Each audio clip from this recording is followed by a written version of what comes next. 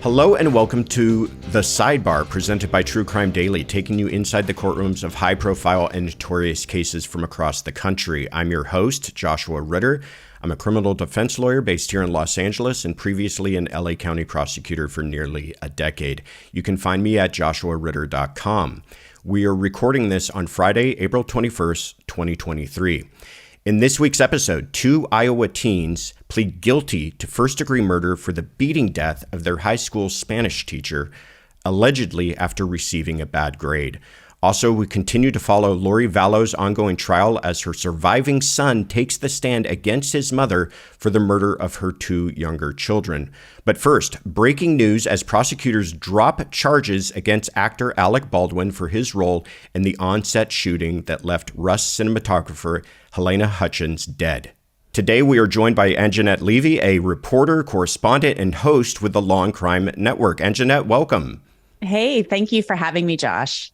We were looking forward to this. For listeners who aren't familiar with your work, could you please tell us a little bit about your background? Well, I started working in news. I'm going to have to say the year, I guess, right? 2002. Yeah, interned before that, right? Like we all did in college. But I started out working in local news, moved from the Cincinnati market to the Green Bay market, back to the Cincinnati market. Covered crime in courts for many years, really loved covering crime and trials and politics, but left local news looking for a new adventure and a new challenge, and landed at the Law and Crime Network. So it's been a good fit. And, I love a good mystery. I love the law, learning about it. So I'm not a lawyer. A lot of people think I am, but I'm still looking to find some time in my life to maybe go to law school one day. Well, you are sure one happen. of, right. Not sure you want the expense of it all either. Right. But you are one of my favorites on Law and Crime. I always look forward to when you are covering things because you have such an interesting take on these cases. So we're curious to hear what you have to say about the ones that we're talking about today. So let's jump right in. First, we go to Santa Fe, New Mexico, where less than 3 months after officially announcing involuntary manslaughter charges against actor Alec Baldwin for the fatal on-set shooting of Rust cinematographer Halyna Hutchins, in a shocking turn of events, Santa Fe officials have announced that all charges against the actor will be dropped. Baldwin and an actor and producer on the film had vehemently denied any wrongdoing in the fatal shooting, even claiming that he hadn't pulled the trigger, though that claim was later challenged by an FBI forensic investigation of the weapon. More on that later. The investigation and subsequent prosecution was fraught with difficulties from the onset, with prosecutors taking over a year to bring charges after requesting hundreds of thousands of dollars of emergency funds as they continued to build their case. Shortly after announcing charges, New Mexico prosecutors were forced to amend a firearm enhancement because the charge, get this, wasn't even a part of the state's statute at the time of the shooting.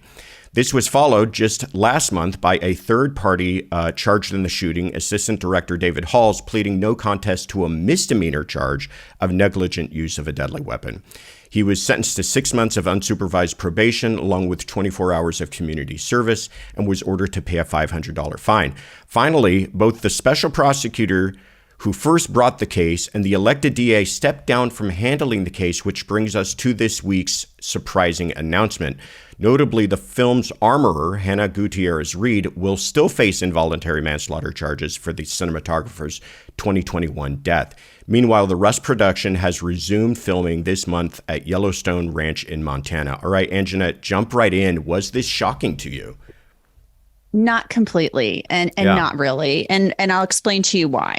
Please. From the very beginning, when the prosecutors, the special prosecutor and the elected prosecutor filed this charge, I found it to be very odd because typically prosecutors do not comment on a case unless a charge has been filed. That didn't happen in this case. There was a media tour in which the two women went on, the circuit and granted interviews to a lot of the big networks, the legacy media, Fox News, CNN. Wouldn't declined my request for an interview. Not sure why, but we had talked about this. Jesse and I did, and I said to him at the time, why are they doing this? Why? There's no paperwork filed. There's no charge filed. They're announcing that they are going to file charges. That's not the typical order of things. And I'm not sure it's actually even ethical. So that seemed like mistake number one. Then they file the charge and there's a problem with the charge, as you pointed out. So that was strike number two. Then, there's all this questioning about whether or not they could really have the goods, whether or not they can prove it. Then there's challenges to Andrea Reeb, the special prosecutor, being on the case because of a conflict of interest. Alec Baldwin's lawyers bring that up. She's like, I'm out of here. Maybe she saw problems with the case. I don't know.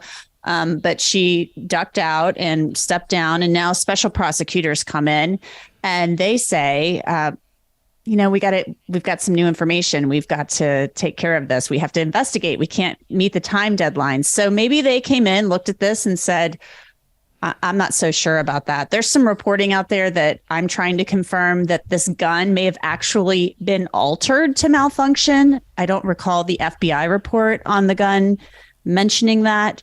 But if that is the case, because this was a prop gun, that's a big problem for the prosecution, a big problem for the state. So I did not find this shocking. Also, Josh, we were hearing rumblings that there may not be a hearing. So we couldn't get anybody to say anything, but that was in the last week and a half or so. Interesting.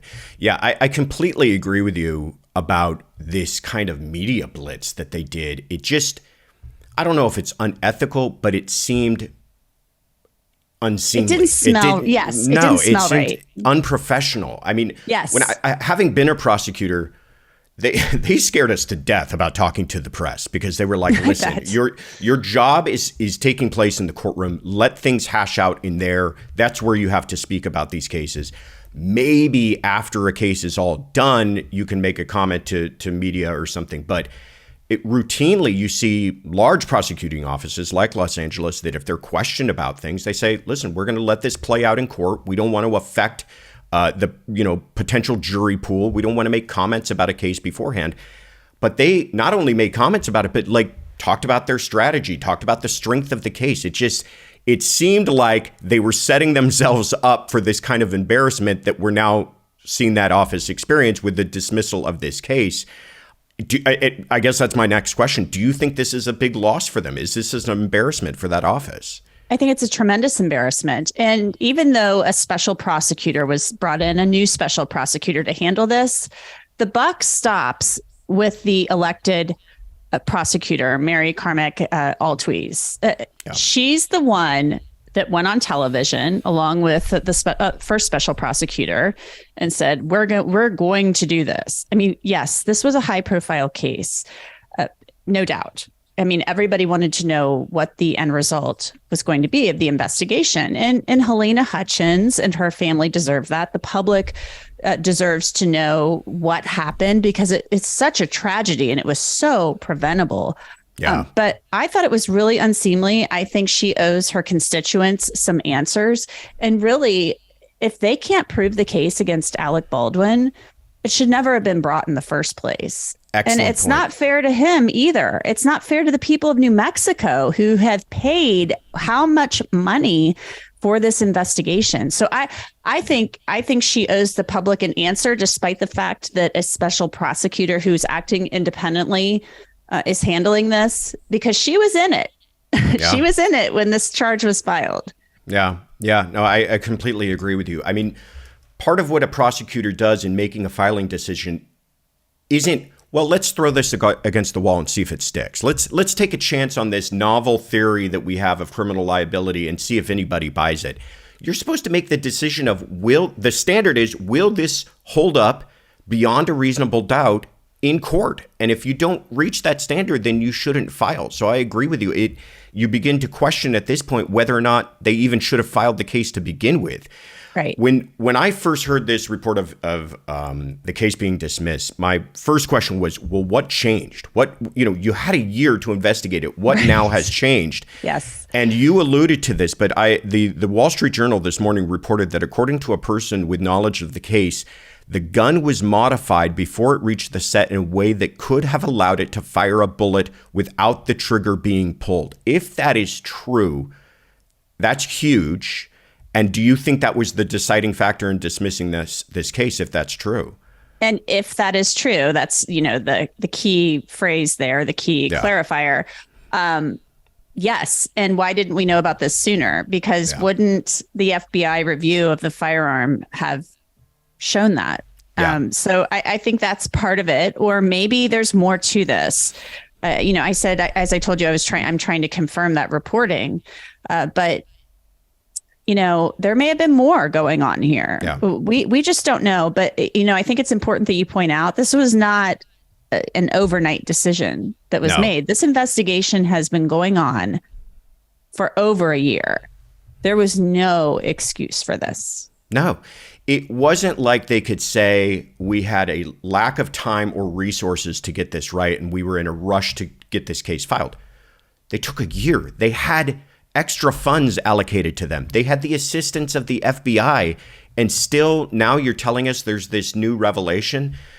My suspicion, and it's a suspicion, I'm not basing this off of anything but me kind of trying to put together the pieces here, is that you've been around the block. So. Right. The FBI apparently inspected the weapon and came to these conclusions, but there were reports at the time that they had somehow damaged the weapon in inspecting it.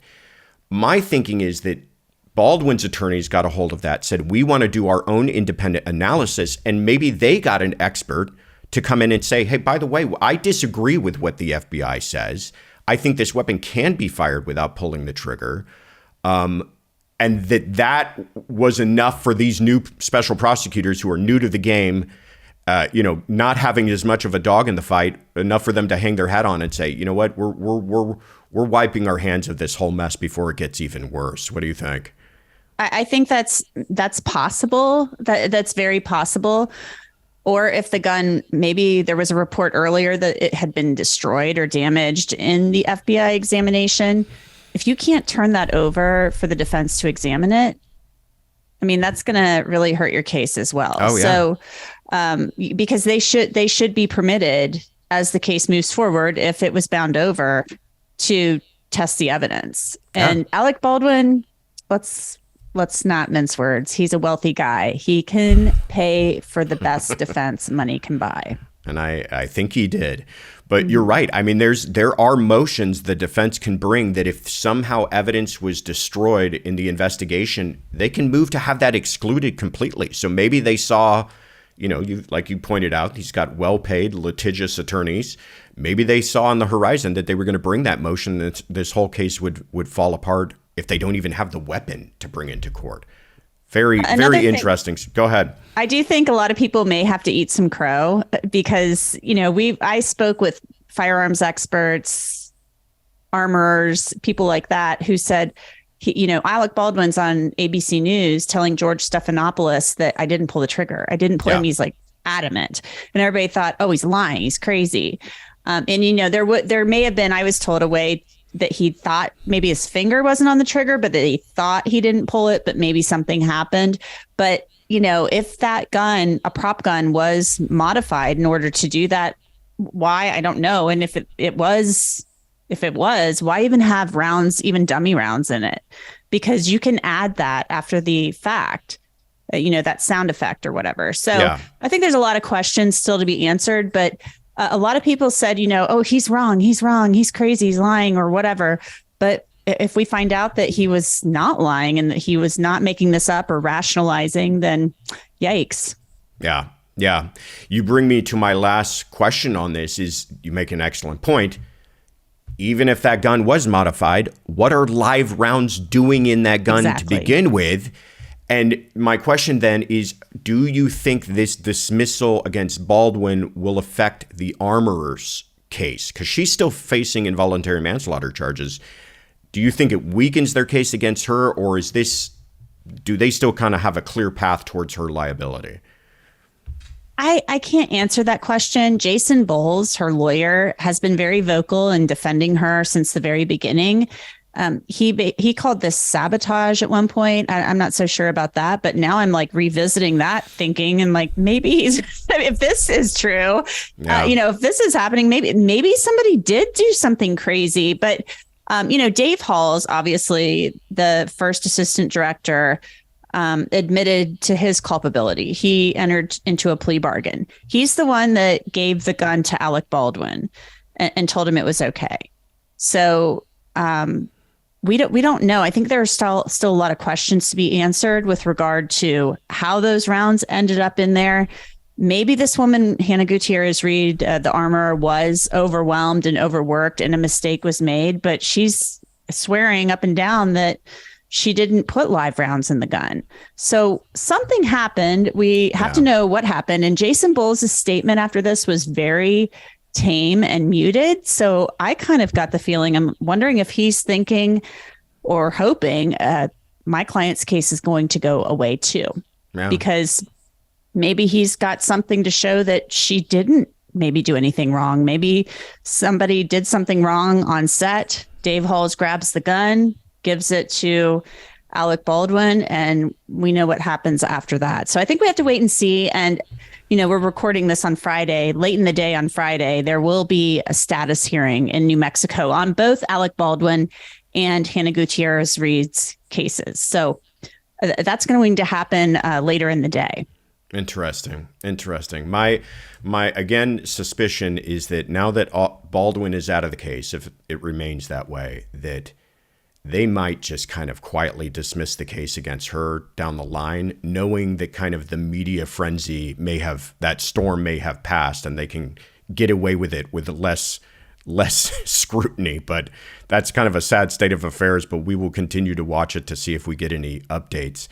All right, well, let's turn to Fairfield, Iowa, where weeks before a potential trial, teens Willard Miller and Jeremy Goodale have pled guilty to the 2021 murder of their Spanish teacher, reportedly over a bad grade. The body of Fairfield High School teacher Noema Graber was discovered in a local park covered in a tarp after she had been fatally struck with a baseball bat. After initially pleading not guilty, the teens both pled guilty to first-degree murder for their roles in the former teacher's bludgeoning death. Following the murder, investigators were led to the teens after classmates shared Snapchat messages from Miller and Goodale in which they reportedly, get this, bragged about their involvement. When questioned by detectives, Miller admitted to confronting Graber the day of her death after being frustrated with a grade he received in Spanish class that lowered his overall GPA. However, he denied any involvement in her death at the time. The teens, who were 16 at the time of the murder, are not eligible for life sentences without the possibility of parole, given their ages at the time of the incident. Prosecutors have recommended a minimum sentence of 25 years for Jeremy Goodale, who had agreed to testify against Miller at trial. Meanwhile, prosecutors have recommended a minimum sentence of 30 years for Willard Miller. Ultimately, a judge will make the final determination, with sentencing hearings scheduled for July 5th for Miller and August 23rd, for Goodale. A lot to unpack here about this case, but the first thing I want to talk about, Angenette, is that you do not often see pleas in first-degree murder cases because of the exposure. They're looking at decades in prison, and a lot of times the thinking is people might as well take their chances and see if something happens. What do you think was the difference maker in this case that had them decide to take these pleas? I think rolling the dice in this case would have been very dangerous. These kids can hope one day that they can see the light of day. Of course, they wouldn't have gotten LWOP, as you said, life in prison without parole. But I mean, the evidence is overwhelming in this case. There were Snapchat conversations between these two in which they kind of bragged about this. It's so horrific. I mean, can you imagine beating a teacher, anybody, to death? And keep in mind, you might see this in a movie. It kind of makes me think about that scene in Casino at the end where Joe Pesci, is in the cornfield and is beaten to death. I mean, that's not a quick way to go unless you really get somebody unconscious and whack them. And I hate to be graphic, but think about what a horrific way that would be to die over you didn't like the grade you got in Spanish class. So I think that there was overwhelming evidence. There was no need to take this to trial. A lot of people will just fight a case no matter what, but sometimes you're better off just admitting to what you did and and accepting responsibility. It would be different if they didn't have a good case. Yeah. Yeah. You know, as you were talking, I wonder if part of the reason, or, you know, at least played a role in their brains about why they made this decision was, you imagine sitting through this as jurors, how inflamed you would become by this whole thing. Yes. You're right. Yes, it is graphic, but taking somebody's life with a baseball bat is not as simple as, you know, a couple of whacks over the head. No. It's you're involved personally in that person's death. Then you have time to stop after the Correct. first or second, you know, if you're in a rage or what have you. Correct. There is time to dial it back and say, my God, what did I just do? What are we doing? Didn't happen. Right. No, didn't happen.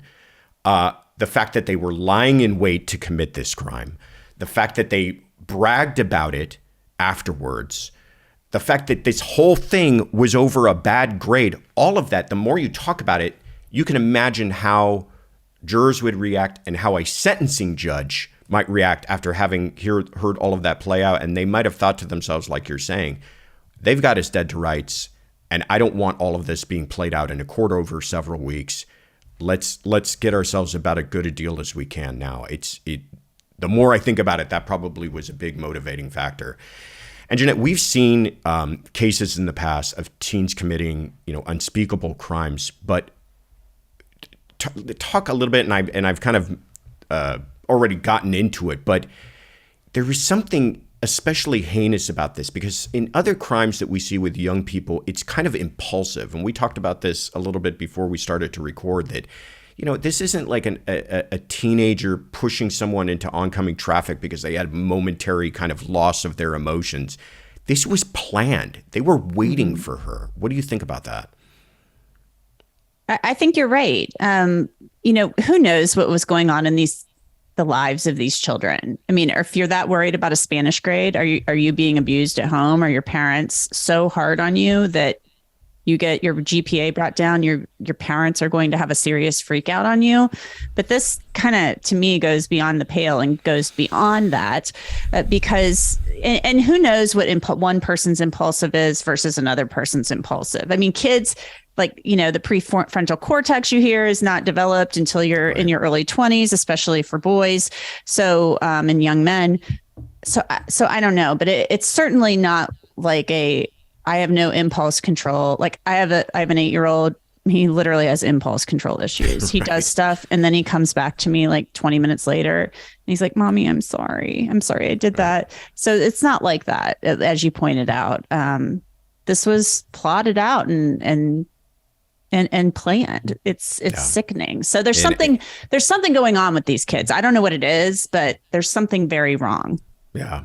Yeah. We use that phrase, cold-blooded. This is just cold-blooded murder. This is just, I'm unhappy with you for the most trivial of things, and I'm going to take your life in this brutal way. Just really disturbing. Yeah. Last question I have on this is, there's been a lot of debate in this country lately about whether or not it's ever appropriate to charge minors as adults. I think about that because, infamously here in Los Angeles, the current DA, George Gascon, has or had a blanket policy against ever charging a minor as an adult, no matter the circumstances. If that person is 17 or younger, never will be charged as an adult. But then you see cases like this. What are your thoughts, I guess, on those blanket policies? Should there always remain room for kind of discretion on the part of the prosecutors? I do have mixed feelings about that. I really do. And I often think prison just punishes people and doesn't really help them. You know, they always call these places, these state prison systems, the Department of corrections and rehabilitation or what have you. I mean, I don't know. I've talked to a lot of people who've done time. They didn't feel like they were rehabilitated or corrected very much. I mean, they might be scared straight per se, but I think we just warehouse people. So that's what I hate to see somebody who may have possibly made a mistake be placed in prison under adult penalties for the rest of their lives, or even for 30 or 40 years, because when they get out, it's going to be like, to me, Red and sorry for all the movie references, but read in Shawshank Redemption. You know, what are you going to do? What's he going to do when he gets out? Really? I mean, is he going to go work in a grocery store? It means you've just ruined your life. So I have mixed feelings about it. I think that there probably should be room. I think there are some people that are just damaged, and there's may not be much that can be done for them.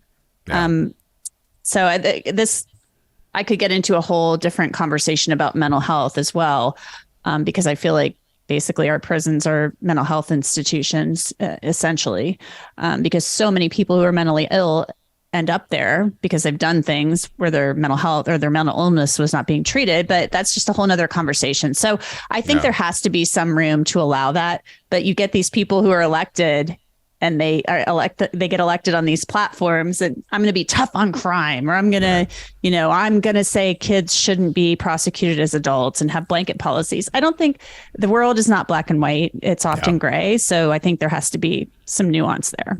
Yeah, no, I completely agree. To the point that I see you making is the point that I share, that this has to be done on an individual basis, because you're right. There are so many factors: mental health, the age of the person, their development level, all of those other things need to play a role. That sometimes, yes, that person shouldn't be charged as an adult. And then other times, maybe, you know what, they're committing adult crimes and they should be held responsible, because this wasn't about their youth playing a role in it, but this was just about, a cold-hearted crime, murder, which I think is demonstrated in this case. But anyhow, let's turn to Boise, Idaho, in our last case, where the surviving child of alleged doomsday killer Lori Vallow took the stand this week, testifying against his mother in Vallow's ongoing murder trial in Boise, Idaho.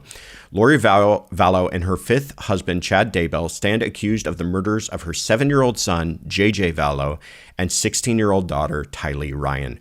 Lori's eldest son, Colby Ryan, testified as a prosecution witness in a highly tense moment for the already emotionally charged trial. Before Colby took the stand, jurors heard a jailhouse phone call between Vallow and Colby after the discovery of his younger siblings' bodies. In the call, Colby can be heard confronting Vallow about the murder of Colby's 2 younger siblings, with Colby asking his mother if she thought she could continue to hide from him and accusing her of withholding knowledge of her siblings' deaths. Vallow pushes back in the phone conversation, telling her oldest son that he couldn't know what transpired between her and the children, before asserting that JJ and Tylee were happy and that everything would become clear in the afterlife. The bodies of JJ and Tylee were found buried on Chad Daybell's Idaho property in 2020, and the couple were arrested in connection with the deaths. JJ and Tylee were last seen alive in September of 2020, and prosecutors allege that Lori and Chad collected Social Security and survivor benefits nearing $6,000 per month in the children's names. In addition to the murder and financial crimes allegations surrounding Vallow's children, Lori and Chad face charges of conspiracy and murder for the mysterious death of Chad's late wife, Tammy Daybell. The trial against Lori is expected to last several weeks, with a judge ruling to remove the possibility of the death penalty if Vallow is convicted. And Jeanette, I know you've been following this case closely. How damaging do you think this testimony was? You have a son testifying again. I mean, it's hard to put this all together to imagine this moment. A son testifying against his mother for the mother's responsibility in the murder of his 2 younger siblings. What do you think was the impact on the jurors? I think it probably was devastating. I think these jurors probably listened to this call and watched this testimony and watched the reaction of Lori Vallow Daybell and of Colby, and probably thought, I have to imagine they thought, what on earth? Yeah. Usually you see, and I know you've covered enough cases, Josh, and you've been involved in enough cases as an attorney to know that a lot of times families stick together. Yeah. They stand unified, depending on the relationships in the family. Colby is calling out his mom on a recorded call and basically is telling her that he knows she's lying, or that she did something with these children, and that it would all become clear in the afterlife. Are you kidding me? I mean, obviously she bought into this. She was delusional. I think we can say that quite clearly, but she's buying into whatever she and Chad Daybell have are selling or, they're believing their own stuff. So to think that, it was going to all become clear and everything was okay. I just, part of me, she obviously knew, to me, I think she knew something was wrong or that it was not right. Because when you just tell people like, oh, they were zombies and we had to do this for the afterlife and I'm going to lead the 144,000, I'm the goddess and all of this stuff. So I have a lot of really mixed feelings about this case. I think that as a mom, if you're a mom or a dad on that juror, you're going to say to yourself, I know where my kids are every minute of the day. And maybe if I don't know where they are every minute of the day, it's nearly every minute of the day. And she had a responsibility and a duty, and she did nothing to try to find those children when they were missing. And if I didn't know where my kids were, I'd be an absolute wreck until they were found. But I certainly wouldn't be in Hawaii getting married and acting like everything's fine. Yeah. And not talking to anybody who asked you where your kids were. Yeah. Yeah. I agree with you. We talk a lot about her mental health and this kind of cult-like influence that she was under and everything else. But you're absolutely right to point out that there are glimmers of consciousness of guilt in a lot of what she's saying, that she knows this. She's not proud of what took place. She knows that something bad took place, that they're about to get caught, that this is all about to unravel. And even in that conversation with him in the jailhouse call, legally we would call it an adoptive admission, that he's accusing her of all of this stuff. And she's pushing back a little bit, but she's not flat out saying, Colby, I had nothing to do with this, but that a lot of her silence can be viewed as adopting his admission of what she's saying about the death of those two young kids. Let's talk about jailhouse calls in general.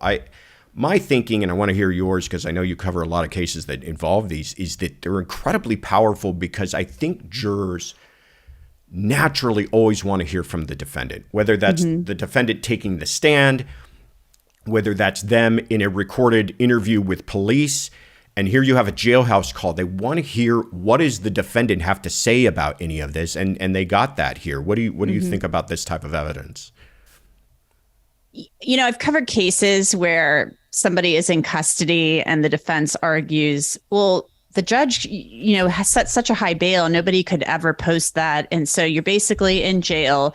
And this is a way for the state to manufacture evidence or just have potential inculpatory evidence just handed over to them in a case. And I understand that argument to a degree, but I think that this is very powerful evidence, and she knows she's being recorded. I've been on jail calls with inmates before, and typically, periodically, the call is interrupted and it reminds you that you're being recorded and that the calls can be monitored or are being monitored. So what's going on, and sometimes, the mask falls down a little bit and you let your guard down and you hear, an inmate say something on a jail call. I think they're hearing from Lori Vallow. I've kind of thought all along, and I don't know this to be true at all, but for several weeks now, I've been thinking to myself, is she going to take the stand and try to explain this? A lot of people tell me I'm nuts when I suggest that. But she never talked to the cops, so maybe she won't take the stand. But it doesn't sound like they're going to put up much of a defense from what we're hearing. The defense is barely cross-examining any witnesses. So what is the defense? I don't know. Is it the potted plant defense where your lawyers just don't do much? You've got to put up a defense for your client, right? So these calls, I think, are a way for, the jury to hear from the defendant. You always want to hear from the defendant. And I don't think they're hearing things that make her look very good on these calls. No. And you bring me to my last kind of point on this. Actually, one thing I wanted to touch on that you pointed out that I think maybe listeners don't appreciate in these recorded calls is, this is not being done secretly. I'm most experienced with calls coming out of LA County Jail. Every 30 seconds or so, there is an announcement that comes over, a recorded announcement that is very clearly heard saying this call is being recorded and it can be used. And so there's no hiding the ball on whether or Right. not these people are aware that they're being recorded. And even in spite of all of that, it's amazing some of the things you will hear people talk about on these calls.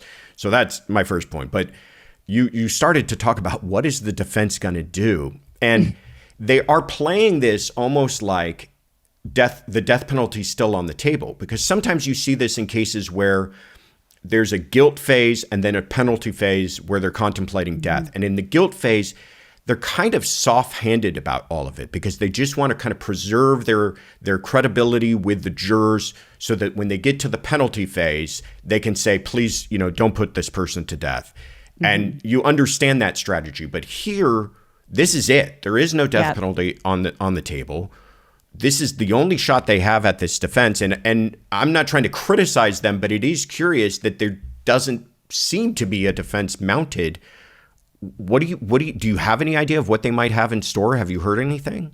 I have no idea. And we've been hearing, through the grapevine that they may not even call any witnesses. So what is going on? I mean, and I think it's interesting what you point out. A lot of times in a death penalty case, which this is no longer a death penalty case, so there is no penalty phase where you can present mitigating evidence. There will be no mitigation in this case. So I don't know what they're doing, but who knows? Maybe they just feel so overwhelmed by this and feel that the evidence is overwhelming that there's not much they can do.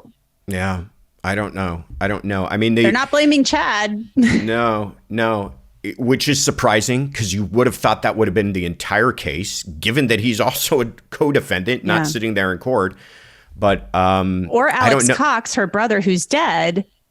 They that kind could of be an easy fall that. Guy. Yeah, they alluded to that, I think, in their opening, at least to some extent, that the police were kind of, myopic in their investigation, blah, blah, blah. You thought but you hear that in every case, right? Yes. Sometimes it's true. Yeah. And then, you think about, well, this is a very, high on motive, high on consciousness of guilt type of case. Maybe they'll go after the forensics of it. Nothing can actually place her there at the time, but it does not seem as though we've seen that light bulb moment as to understand what the defense actually is.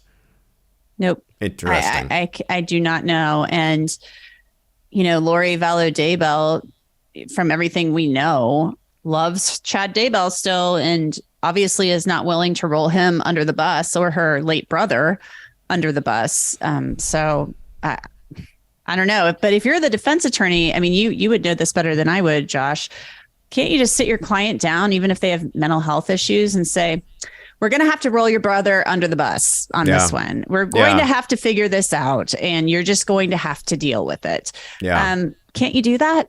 It's an interesting question because the law says that for the most part, the attorney has control over strategy, over kind of legal strategy, and that it shouldn't be the client entirely steering the ship when it comes to those types of decisions that you point out. But I don't know. They've got this client that she might just be telling them under no circumstances are they to do that, and they might feel that that they have some sort of duty to listen to her on that, which, to your point, that same type of client may say, I'm going on the stand and there's nothing they can do to stop her. So I don't think she will, but if, this is one of those cases where you could see you've got this kind of unhinged, mercurial sort of client that might just decide that that's what she wants to do. I don't know. Or is she looking at herself, since she's this goddess of 144,000, if she truly believes that, is she a martyr? Right. I mean, I don't know. I've kind of thought about that too. Yeah. Is this her time to give her sermon in front of the world? I don't know. Well, yeah, I just think about that. Is she thinking in the afterlife, she's going to be in the books, she is going to be somebody. I've kind of wondered that too, just a theory. I will say her demeanor in court does not seem like somebody who's on murder for trial of their own children. It does seem like whether or not she's still suffering from mental health issues or not, she does not seem like somebody who's facing the kind of charges, heinous crimes that she is. Yeah, I would agree. Yeah. Angenette, this was a pleasure. Thank you so much for coming on this week. Where can people find out more about you? Well, I'm on Twitter quite a bit. At Angenette5 is my handle. Instagram at Angenette. Hit me up. I'm on Facebook too, but I'm mostly on Twitter. And I'm on Law and Crime most every day on YouTube, on the network, our Law and Crime Network Sidebar, which I'm hoping you'll come on sometime soon. I look forward to it. Yeah. And I'm your host, Josh Ritter. You can find me on Instagram and Twitter at Joshua Ritter ESQ, or you can find me at joshuaritter.com. You can find our Sidebar episodes wherever you get your podcasts, and we want to hear from you. If you've got questions or comments you'd like us to address, tweet us your questions with the hashtag TCD Sidebar. And thank you for joining us at the True Crime Daily Sidebar.